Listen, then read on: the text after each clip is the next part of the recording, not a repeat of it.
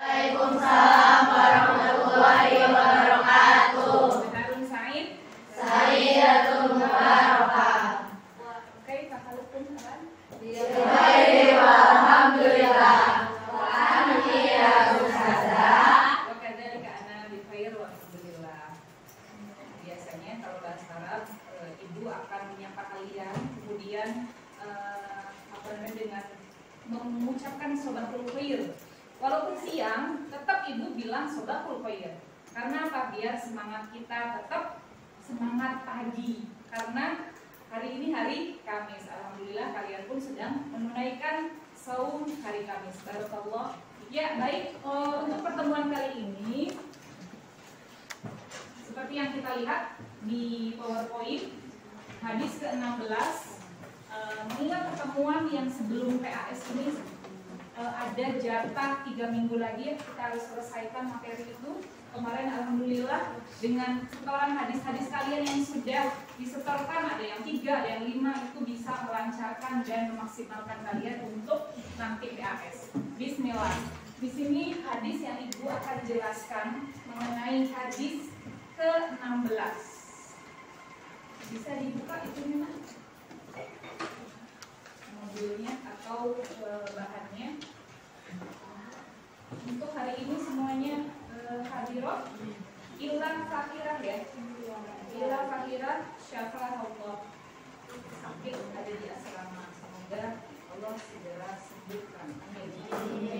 Ya, terkait dengan materi hari ini, beberapa materi sebelumnya kita sudah belajar mengenai hadis-hadis sebelumnya. Seperti yang kita tahu bahwasannya pesan Rasulullah ketika kita mempelajari hadis adalah semoga kita menjadi orang-orang yang tidak tersesat. Taraktum fiha amroin. Yang pertama adalah Al-Quran, yang kedua adalah As-Sunnah. Ya umatku, kamu ingin enggak tidak tersesat di dunia dan ingin masuk surga, maka ikuti. Yang pertama adalah As-Sunnah, yang pertama adalah Al-Quran, yang kedua adalah As-Sunnah. Masya Allah, kalian di sini ada porsi untuk belajar khusus dengan pelajaran tafsir dan hadis. Semoga di akhir ini, walaupun jamnya terakhir, tapi tetap bahagia, insya Allah. Ya, lihat hadis ke-16 mengenai jangan marah. By the way, pernah nggak sih kalian marah?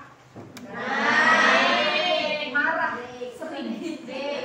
Kayaknya semua itu pasti mempunyai rasa marah, karena makhluk Allah yang spesial ini yang disebut di dalam surat Atin, ahsan taqwim, tidak terlepas dari hal-hal kekurangan. Ada, kita mempunyai emosi, marah, benci, cinta, ya, cinta, kemudian rasa suka, rasa peduli, semua punya emosi-emosi tersebut, gitu ya. Tetapi bagaimana kita bisa mengendalikan amarah tersebut? Antara marah sama mengendalikan itu beda. Ya, marah boleh nggak marah? Boleh. Nah, boleh kita marah tentu karena hal-hal tersebut tidak disukai oleh kita. Bisa jadi kan ada sesuatu hal yang tidak kita sukai dan tidak sesuai dengan diri kita, pasti kita marah. Harusnya kamar ini bersih, harusnya kelas ini bersih. Kata ibu guru ketika belajar harus bersih semua. Tetapi pada saat itu ada temennya yang tidak piket. Nah, yang tidak piket, kemudian saya udah piket, tapi teman-teman tidak piket, marah nggak? Marah. Seolah-olah salah kita semua tuh, hari ini kotor, otomatis kita jadi marah. Tetapi dalam hadis ini luar biasa, Rasulullah sudah mengajarkan kepada kita bagaimana menahan amarah tersebut. Nah, dalam hal ini coba ibu ingin tahu, kira-kira kalian itu kalau marah itu kayak gimana sih? Nah, coba tulis di sini, kemudian cepat ya tulisnya karena waktunya hanya sebentar. Tulis ungkapan marah kalian atau seperti apa sih biasanya aku ini gitu kalau marah. Ya, ada khasnya ya. Ada yang ngomel-ngomel, ada yang mempermainkan benda-benda dan sebagainya. Ya, coba tulis dalam waktu singkat, lalu tempelkan di papan tulis. Tempelkan. Apa? Kalau kalian marah itu kayak gimana ungkapannya? Enggak, kasih nama. Yang sudah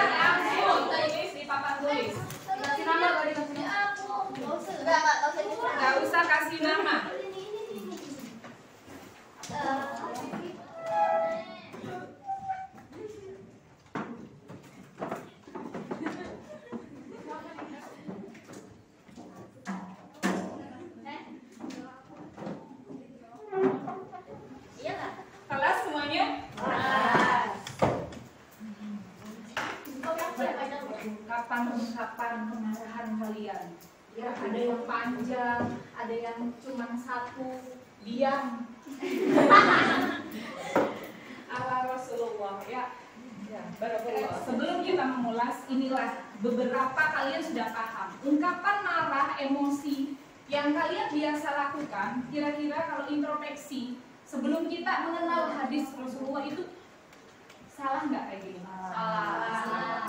Nah, yuk kita belajar apa kata Rasulullah di hadis ke-16 ini. Bismillahirrahmanirrahim. An Abi Hurairah radhiyallahu anhu anna rajulan qala lin Nabi sallallahu alaihi wasallam ausini qala la taghdab faraddada miraran qala la taghdab rawahul Bukhari. Hafidun? Sudah hafal?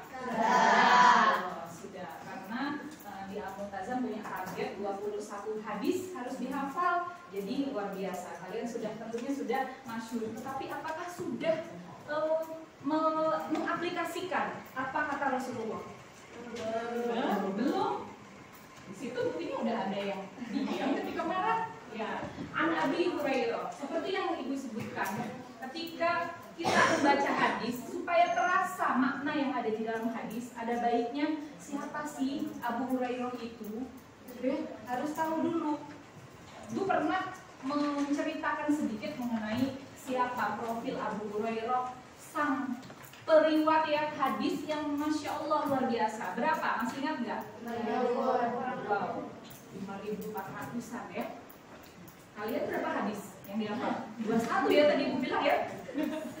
Ya, An Abi Hurairah. Dulu Abi Hurairah itu dikenal namanya itu Abu Syams. Kalau diterjemahkan Abu Syams itu Abu, bapak, Syams, matahari. Bapaknya matahari.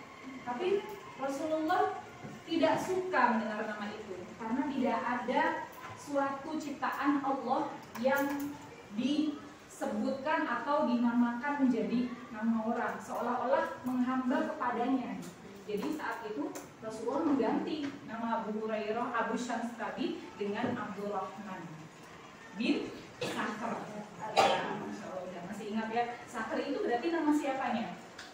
Nama bapaknya dong, bin Sakhr. Misalkan Maisura binti siapa? Itu berarti anaknya siapa? Anak Abi Hurairah. Dan Abi Hurairah ini kok bukan Abdurrahman bin Sakhr ya di sini, tetapi dengan laqab yang lain, Abi Hurairah. Bapaknya kucing. Karena kenapa? Abi Hurairah itu kalau lagi mempelajari ilmu-ilmu agama, terutama menghafal hadis kemana-mana itu bawa kucing. Jadi terkenal dengan Abi Hurairah. Bapaknya seekor kucing gitu ya, kemana-mana bawa kucing, menyayangi, bahkan membawa kucing saat beliau menuntut ilmu. Kemudian dilanjut radhiyallahu anhu anna rajulan qala lin Nabi sallallahu alaihi wasallam ausini qala la taqdab faraddada miraran qala la taqdab. Diartikan dulu ya, bahwasanya ada seorang laki-laki berkata kepada Rasulullah, berilah aku nasihat ya Rasulullah. Lalu Rasul menjawab, jangan marah. Kemarin dari kalian mengatakan bahwasanya Rasulullah itu terkenal dengan apa? Jawahirul apa tadi? Halim. Ya, bahwasanya apa yang disampaikan Rasulullah itu walaupun satu kata tapi maknanya emas. Maknanya luar biasa. Nah, kita lihat mufradatnya atau maknanya.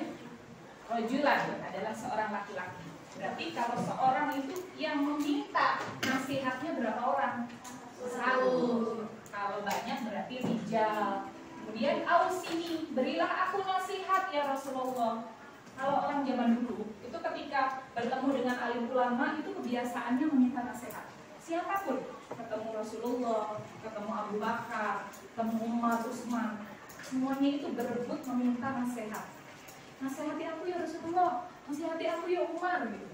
Seperti itu. Karena dari orang-orang saleh itu bisa merubah hidup kita dan membawa kebaikan. Bagaimana? Aku kan udah nggak ketemu Rasulullah, aku kan nggak ketemu para sahabat. Siapa yang aku mintai nasihat? Mereka ada guru, mereka adalah warasatul anbiya, orang yang memanjangkan ilmu-ilmu pada zaman Rasul itu sampai sekarang. Ada guru, ada ulama, ada para asatidz, ustadzah semuanya. Bisa kalian minta nasihatnya. Ketika aku lagi galau, lagi bimbang, lagi marah, daripada kita menghancurkan galon ya. Pada saat itu ada cerita yang menghancurkan galon. Kita ketemu dulu sama Ustaz, ya Allah, ibu-ibu nasihati aku dong sebelum aku marah. Gitu ya. Nah, pada saat itu Rasulullah hanya berkata, la taghdab, jangan marah. Rojulan yang tadi penasaran, nasihati aku lagi ya Rasulullah. Tidak puas dengan apa yang dikatakan Rasul. Kemudian Rasul berkata lagi, farod dada.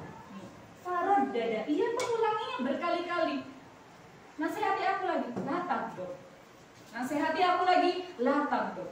Berarti ketika Rasulullah mengatakan sesuatu berulang-ulang kali, bahkan di sini dikatakan farod dada, berarti hal tersebut adalah hal yang sangat penting buat diri kita.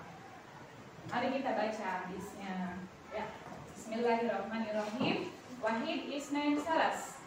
Nabi Hurairah radhiyallahu anhu anna rajulan qala lin-nabiy sallallahu alaihi wasallam awsini qala la taghdab faradda miraran qala la taghdab rawahul Bukhari.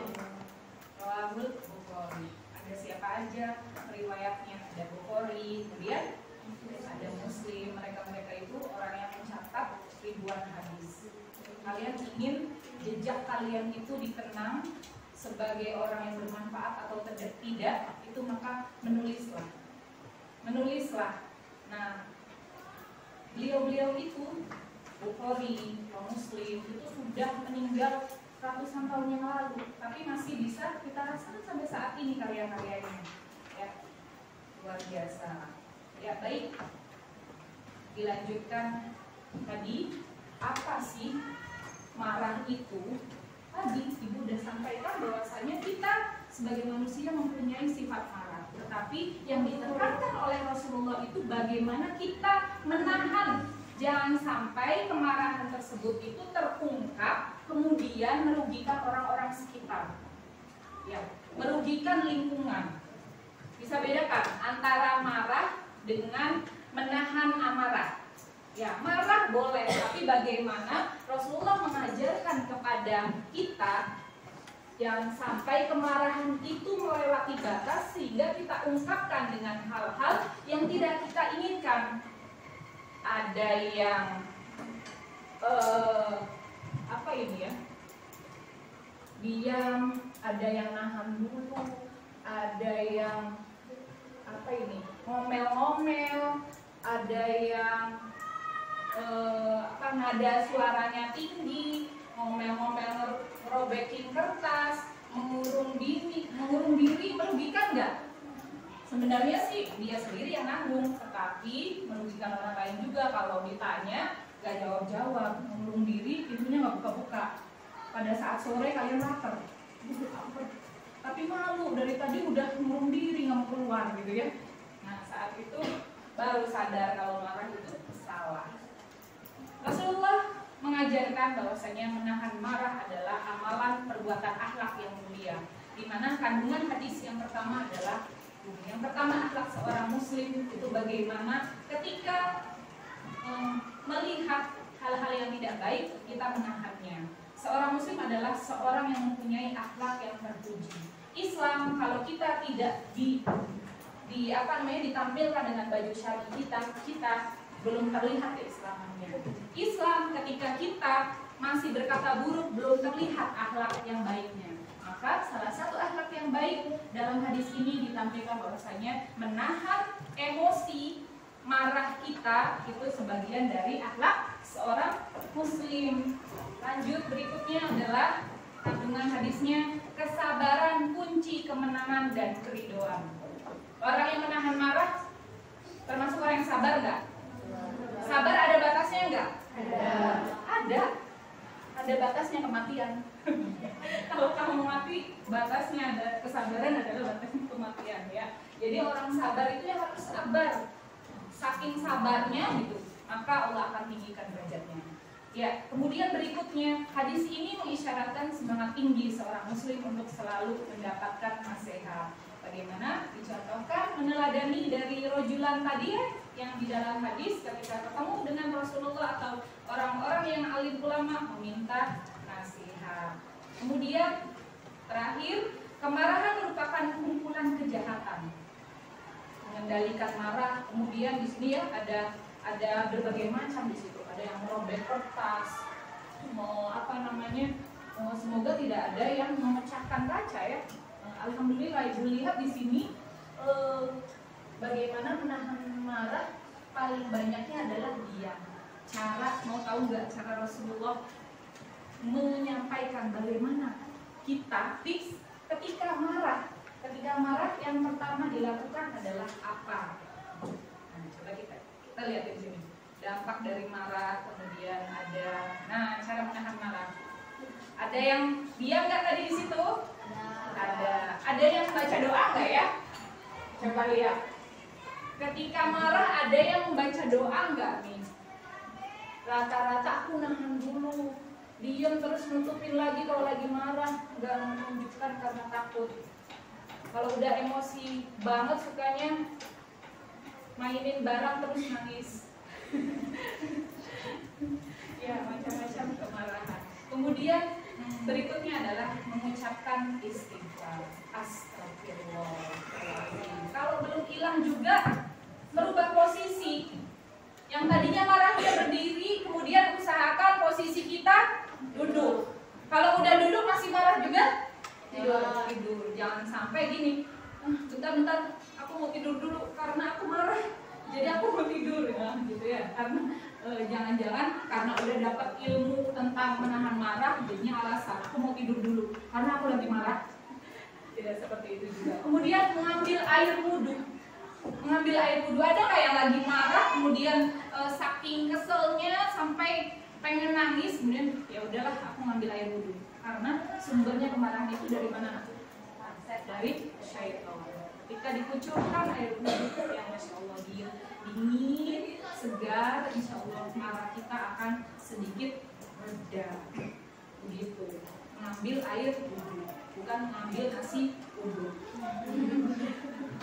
Ya, seperti itu ya. Bisa dipahami nak? Bisa dipahami, insya Allah. Baik. Dari situ bisa disimpulkan materi hari ini bahwasanya menahan marah adalah sunnah hasanah. Kira-kira coba sebutkan dari yang kalian tulis tadi, kira-kira ada yang ingin disampaikan nggak di kertas? Ibu mohon kalian tulis di buku kalian sebagai tazkirah buat kita. Bismillahirrahmanirrahim. Hari ini saya akan menahan marah. Yang tadinya marah saya merobek kertas atau memainkan pintu dan yang lainnya, insya Allah saya akan lebih bisa menahan. Singkat aja di situ tulis, kemudian kasih tanda tangan teman kalian di buku tersebut. Misalnya kalian sudah memperlihatkan persaksian kalian, insya Allah bisa. Kalau lihat tulisan itu jadi malu. Oh iya ya, aku udah tanda tanganin sama Hilmi nih. Semoga aku tidak marah lagi nih hari ini ya. Gitu. Ya, ayo tulis di situ janji kalian bahwa kalian tidak akan marah lagi, dicap dan tanda tangan oleh temennya yang di sampingnya. Perlihatkan, kasih paras di situ. Barakallahu fikum.